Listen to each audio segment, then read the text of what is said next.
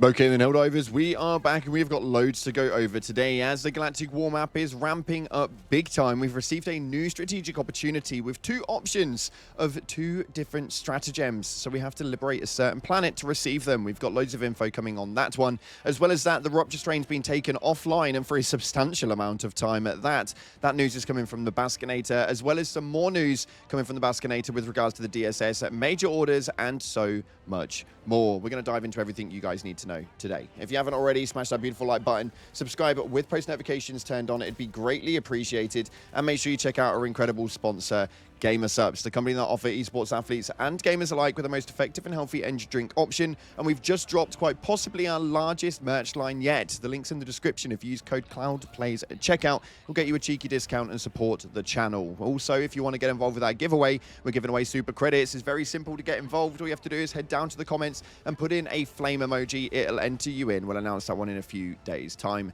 With that being said, though, let's dive into the game and see what's happening right now on Helldivers 2. So starting off, we have got the announcement from the Baskinator with regards to the Rupture strain. They have been taken offline as of yesterday at 5 PM UK time, and this one is going to be down for quite some time, with the Rupture strain not being back for 5 weeks. The community right now is split into 50-50, some saying they were fine and some saying they were so damn broken, with 11 frames on the attack front. So they're going to be doing a rework with the Rupture strain because apparently it was enough noise for Arrowhead to respond, and I think that they may have been right in doing what they're doing. I would much rather that be the case, especially right now with the amount of performance and issue problems that people are having inside of the game at the moment.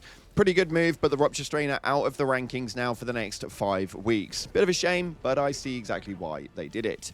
Next up, we need to take a look at the Galactic War map, as we've got a brand new strategic opportunity, and this one is huge. Still on the automaton sector, though, this one stays right here. The jolly work hands of our weapons manufacturers are eager to help strike back against the gloom. However, no current available material can be spared to facilitate their proposed increase in productivity.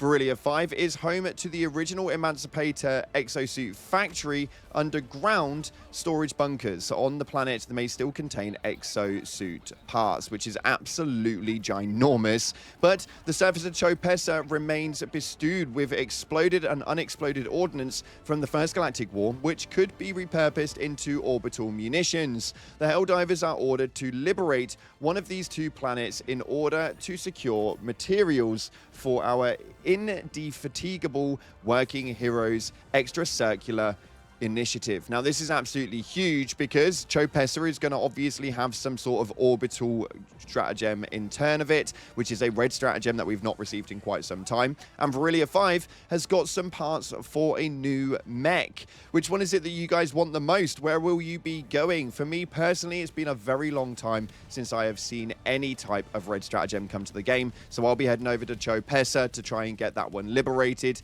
And Virillia 5 will be if you want to get hold of the mechs.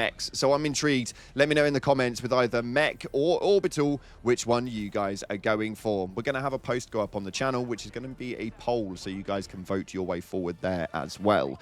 Moving forward from that, though, we've got a lot to check out, as there has been some really big moves inside of the game, and they've put up a really cool video here for the Stephen Caves, adventurer, explorer, and designated cave expert. Now, this was absolutely hilarious. They essentially did like a whole tutorial guide of how the caves actually work, and it seemed to go down really well with the community, telling you guys that you are going to need flashlights, boots, and even a shovel, and then gives you guys a bit of an offhand at the end. I'll leave the link to this down in the description if you want to go and check it out. It was extremely funny, but I don't want to take away from the post itself. And moving forward, we've got more to talk over, as the Baskinator has confirmed that they do have plans for the DSS. For me personally, I thought that thing was just going to be left on its own and never touched again, and realistically, we may have received the odd passive here and there for it, as at the moment, I believe there is a passive for the mech's cooldown time, which is intriguing, but nonetheless, I want to know what it is that they're going to work on next for the DSS. On top of that, though, somebody else wanted to know why these major orders are all running at a week long, as the last handful of them have all been a 7-day MO. The Baskonator stated right here that it's a different way to structure them that allows us to create more layered MOs with lots of objectives and moving parts, which provides, in my opinion, a greater challenge for players and also a greater sense of accomplishment when you win one. It does help give the narrative team, the folks who write all the briefs and text for the entire game, more of a chance to plan and structure events in the game as well. It's good for everyone. Now, this was absolutely huge because they are nailing that one down, and it does seem to be that the main narrative team is actually maybe a lot smaller than what you think.